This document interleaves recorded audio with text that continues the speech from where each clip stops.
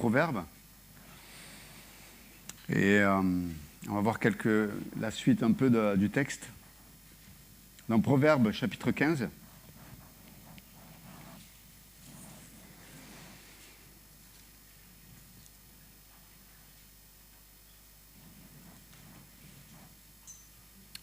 Et verset... vous vous souvenez, au verset 24, la semaine dernière, on a parlé de le sentier qui mène en haut, dans les réalités célestes, et puis malheureusement les chemins que l'on peut emprunter, qui amènent au Sheol, et ça parle de la destruction. Et dans l'Écriture, on voit souvent ces passages, on a parlé avec Salem tout à l'heure. Des fois, on arrive il y a des moments importants dans notre existence, comme des carrefours. Tu sais, c'est comme si Dieu nous présentait deux finalités à notre existence. Et Dieu a fait la même chose avec le peuple d'Israël. Vous vous souvenez, il y a une partie du peuple qui est montée sur une montagne, qui représentait la voie de la bénédiction, puis une autre partie qui est montée sur une autre montagne qui parlait de la voie de la malédiction. Et Dieu insiste, il dit, mais voici ce qui se passe dans la bénédiction et ce qui se passe dans la malédiction. Mais chaque fois, Dieu répète cette phrase. Mais toi, choisis la vie. Mais toi, choisis la vie. Et des fois, il y a des situations dans notre existence, c'est comme si il y avait deux chemins devant nous.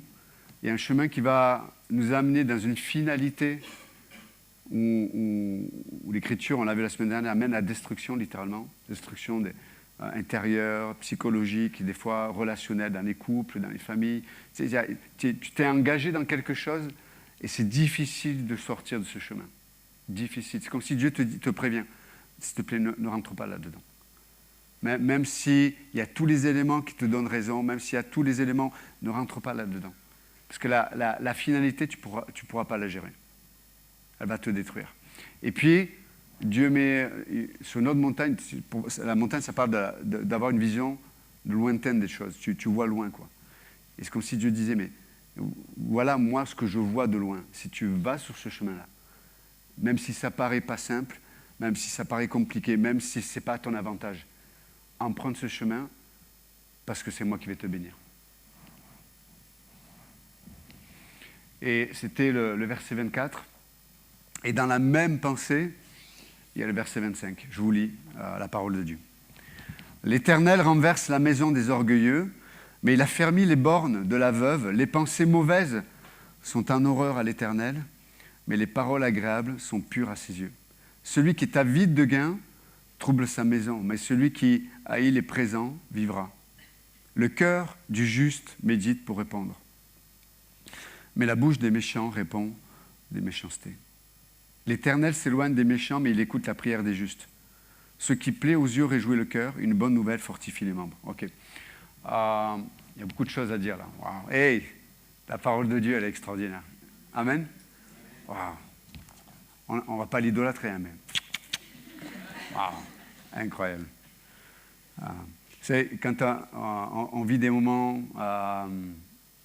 de solitude, des moments où tout s'écroule, des fois, comme disait Philippe, ce qui m'a... Le moyen où Dieu m'a toujours restauré, guéri, relevé, m'a donné l'espérance au milieu du désespoir, c'est sa parole.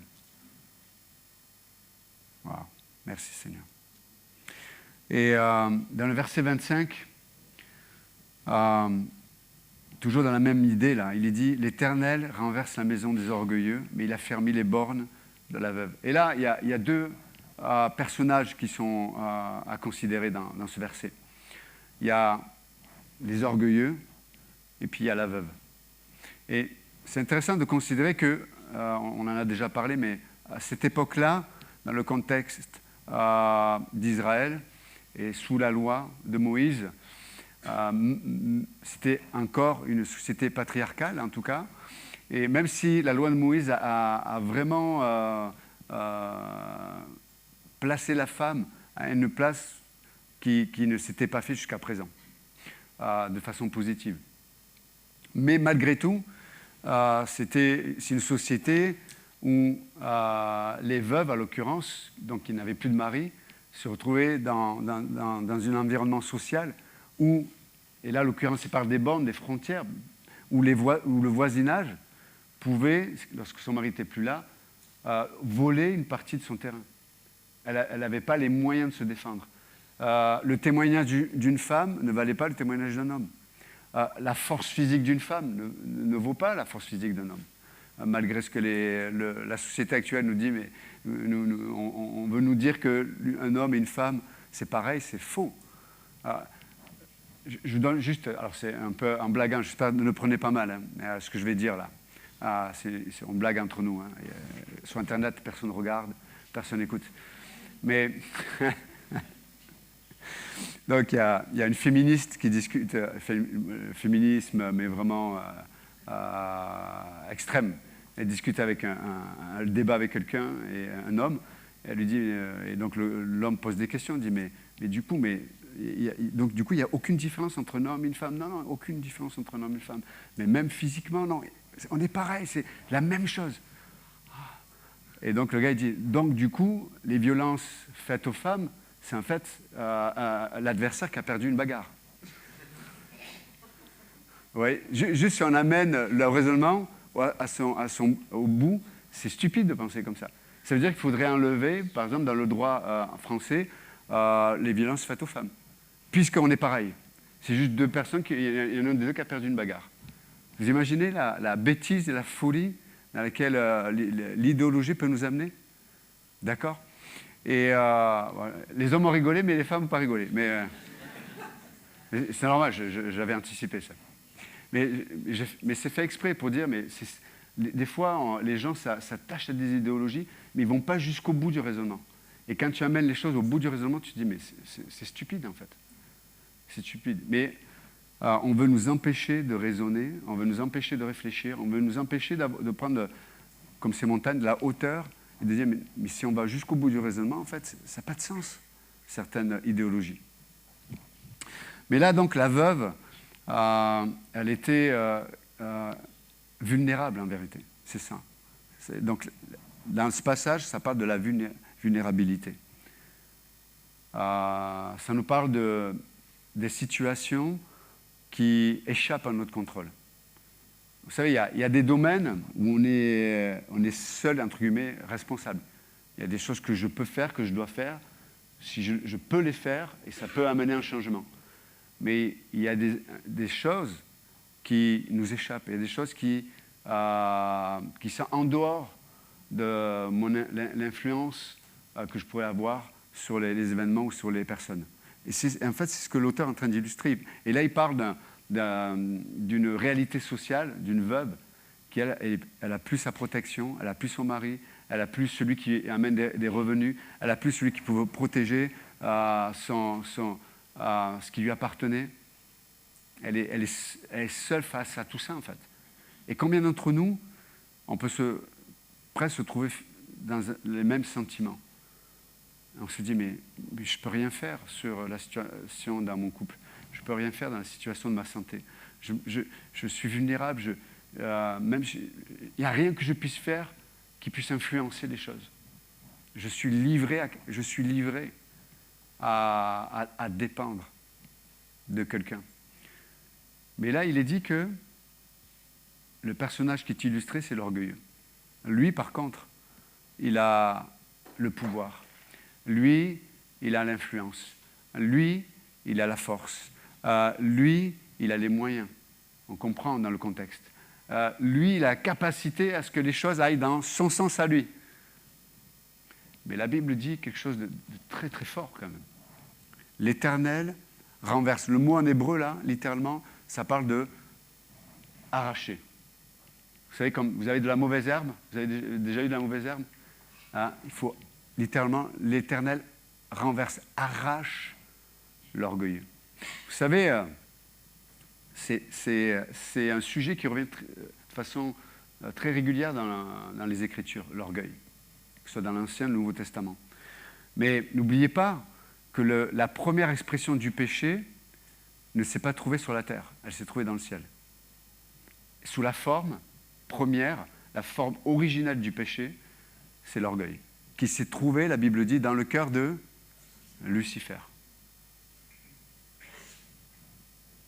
Donc on peut voir que l'orgueil, c'est une puissance, c'est un pouvoir, c'est une réalité qui est tellement puissante que l'homme, la Bible dit, l'homme qui était sans péché, qui était parfait, qui était en relation avec Dieu, je veux dire, il était au paradis et relationnellement, il était en connexion avec le ciel parce que chaque soir, Dieu venait le rencontrer. Donc il était sur terre dans le paradis et dans son âme, dans son esprit, il était connecté au ciel dans la relation avec Dieu. C'était l'idéal. Mais même au milieu de l'idéal, l'orgueil et la séduction et la manipulation qui est attachée peut trouver un chemin pour briser tout ça. Parce que l'homme et la femme ont été séduites et dans la séduction, tu ne vois plus les bienfaits de Dieu. C'est-à-dire, quand le diable est venu tenter l'homme et la femme, c'est par ses paroles, par sa séduction, par son influence, c'est comme si il avait mis un voile sur le paradis dans lequel il vivait, et il y avait un voile dans la relation profonde, intime, éternelle qu'ils avaient avec Dieu. Une parole, un instant, un environnement, un contexte, et tout bascule. Et la Bible dit que nous devrions faire attention. Parce que s'il y a bien une racine que Dieu arrache, que Dieu enlève de son jardin, c'est la racine de l'orgueil. Et l'Écriture est claire. L'Éternel arrache, l'Éternel renverse. Quoi ? Toute la construction. Là, il parle de la maison de l'orgueilleux. La maison, c'est une expression symbolique qui nous parle de tout ce qu'un individu a pu construire et qui lui amène confort, sécurité et puissance. La Bible dit quoi ? Que Dieu va arracher tout ce qui fait la sécurité de l'orgueilleux. Wow. Par contre, mais il l'affermit. Littéralement, il l'enracine. Il plante les bornes de la veuve. C'est-à-dire qu'il est littéralement affermi, c'est-à-dire qu'il sécurise ce qui a été prévu comme propriété pour cette femme qui est veuve. Wow.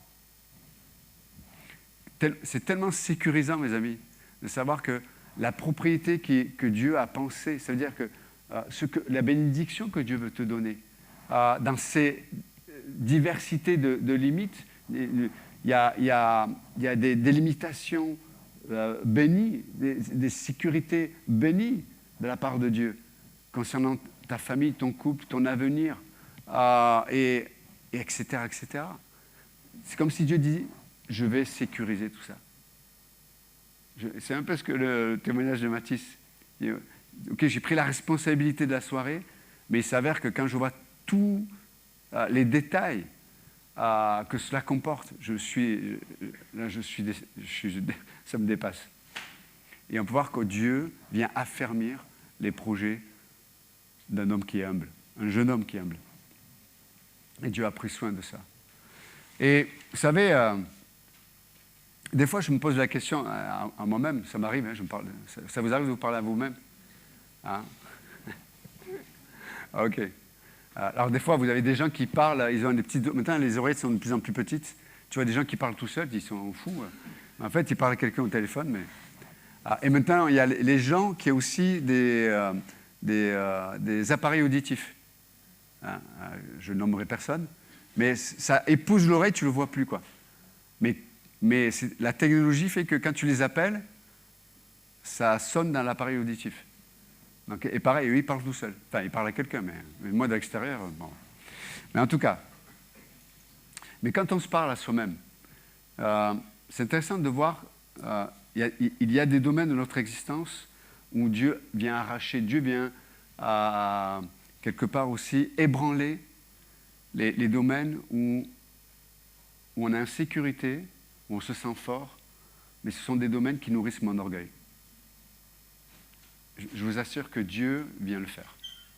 Là, il s'adresse à des croyants, mes amis, en Israël. Là, les proverbes, c'était lu par les croyants. C'était lu par les Israélites. Donc Dieu s'adresse à nous, mes amis. Quand dans Pierre, il dit, mais Dieu résiste aux orgueilleux, mais il donne sa plus grande grâce aux hommes, il s'adresse à l'Église, aux croyants. Donc, pour le dire autrement, est-ce que des fois notre plus grand mal, est-ce que ce ne serait pas ce qui nous sécurise, mais qui nourrit notre orgueil? C'est un questionnement que je peux avoir. C'est très déstabilisant quand Dieu vient ébranler ce qu'on a construit peut-être. Des fois, on a pris des années d'efforts, de patience pour construire certaines choses. Et des fois, on est fier et on a raison d'être fier.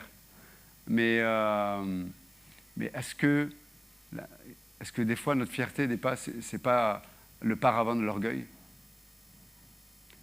Et vous savez, il y a un test, tu sais, comme quand il y a eu le Covid, là, on nous testait, on nous mettait un coton tige dans le nez, là.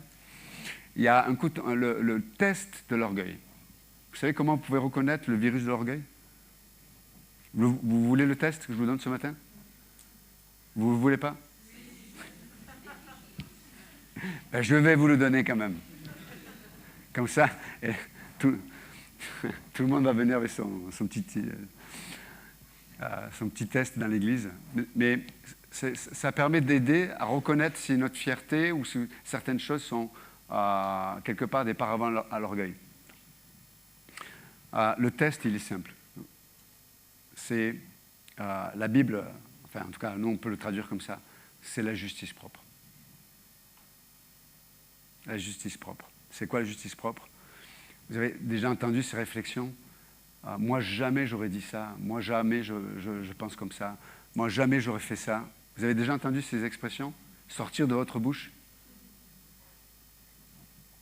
Quoi? Dans l'église, ils ont dit ça, ils ont fait ça, ils t'ont fait ça.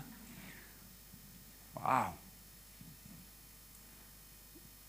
Quoi? Le pasteur, il t'a pas appelé? Comment? Le pasteur, il t'a appelé? Parce qu'il y en a qui sont vexés quand je les appelle. Wow. Et on est rempli de justice propre. Et c'est un vice profond chez nous. Combien des fois j'ai entendu des divorces, dans des situations de divorce, des gens dire, des femmes ou un homme, mais toutes ces années de sacrifice pour elle, pour lui, j'ai choisi de me mettre de côté pour elle, pour lui, pour mes enfants. Maintenant, c'est fini, je vais vivre pour moi. En vérité, en fait, toutes ces années, tu l'as fait, mais c'était quoi qui te motivait en vérité? Et aujourd'hui, aujourd'hui, tu amènes la facture sur la table?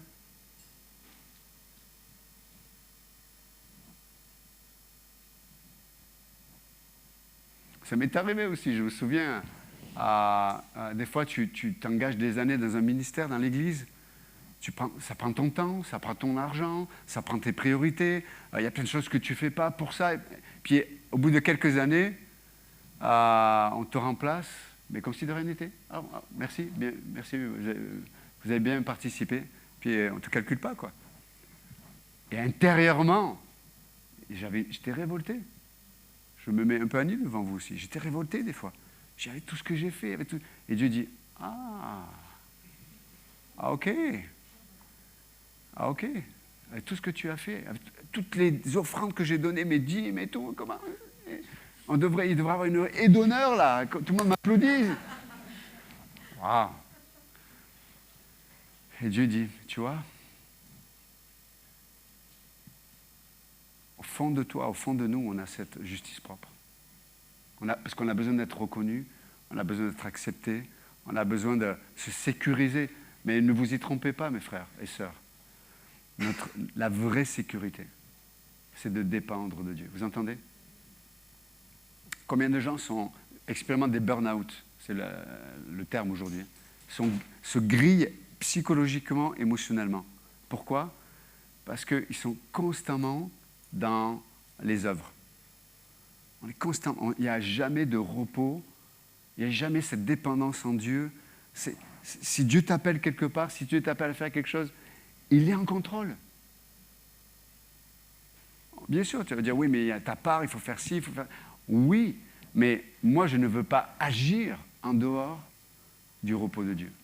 C'est dans le repos de Dieu qu'on devient très efficace. C'est dans le repos de Dieu qu'on peut aimer nos ennemis. C'est dans le repos de Dieu qu'on peut fonctionner au milieu de l'injustice. C'est dans le repos de Dieu qu'on peut être patient. C'est dans le repos de Dieu qu'on peut être joyeux au milieu de la souffrance. C'est dans le repos de Dieu qu'on peut être rempli d'espérance au milieu du désespoir. C'est dans le repos de Dieu, mes amis. Il est en contrôle. Il est en contrôle. Je n'ai pas à prouver aux autres. Je n'ai pas à prouver à moi-même et je n'ai pas à vous prouver combien je suis aimé, combien je suis parfaitement accepté. Quel repos, quel repos. Et ça coupe l'herbe sur les pieds de l'orgueil et de la justice propre. Parce qu'in fine, tu te dis, waouh, je bénéficie de ce qui fait du bien à mon âme, alors que je n'ai rien fait. C'est Christ qui, la Bible dit qu'il m'a vu, il t'a vu, dans la souffrance, dans la détresse, dans la perdition, et il s'est donné pour toi. Wow. Quel Dieu nous avons. Amen. Quel Dieu nous avons.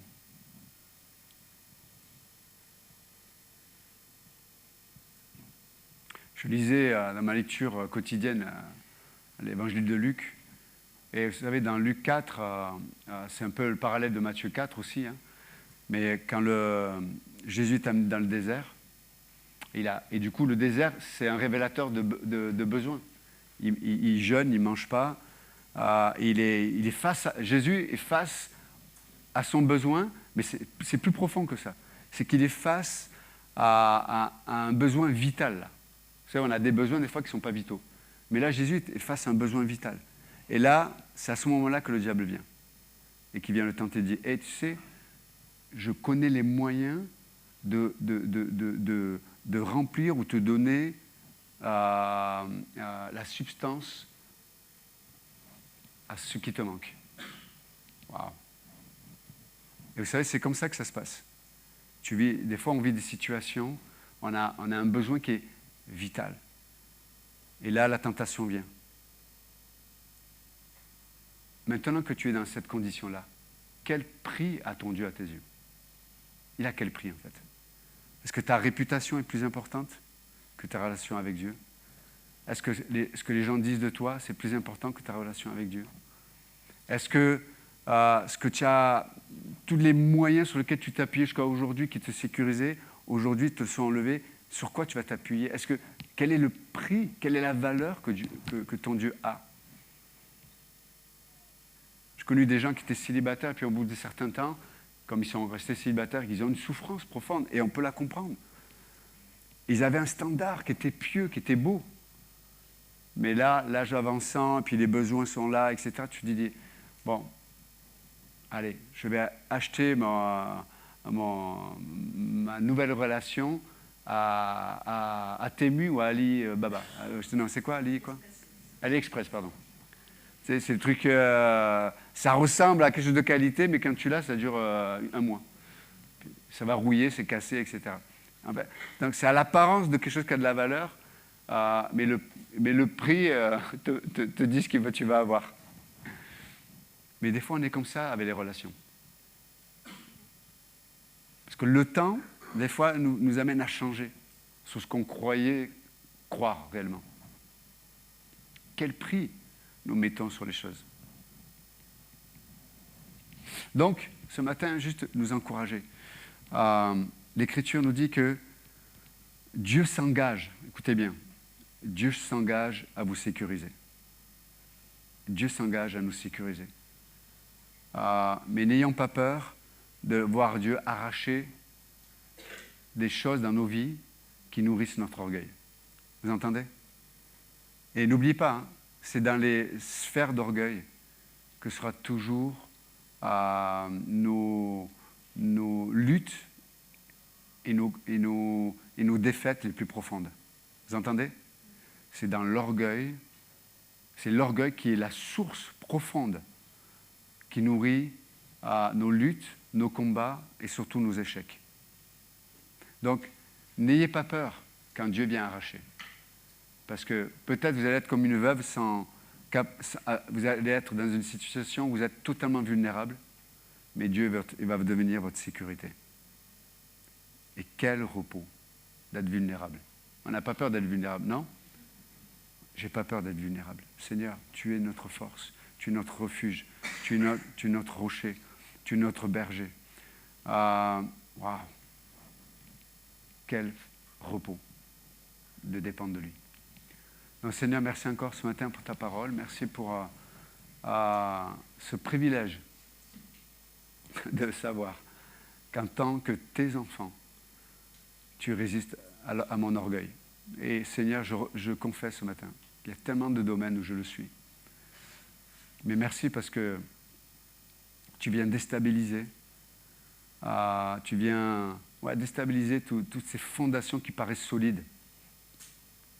Mais elles sont une maison qui devient souvent une prison, pour moi et pour les autres.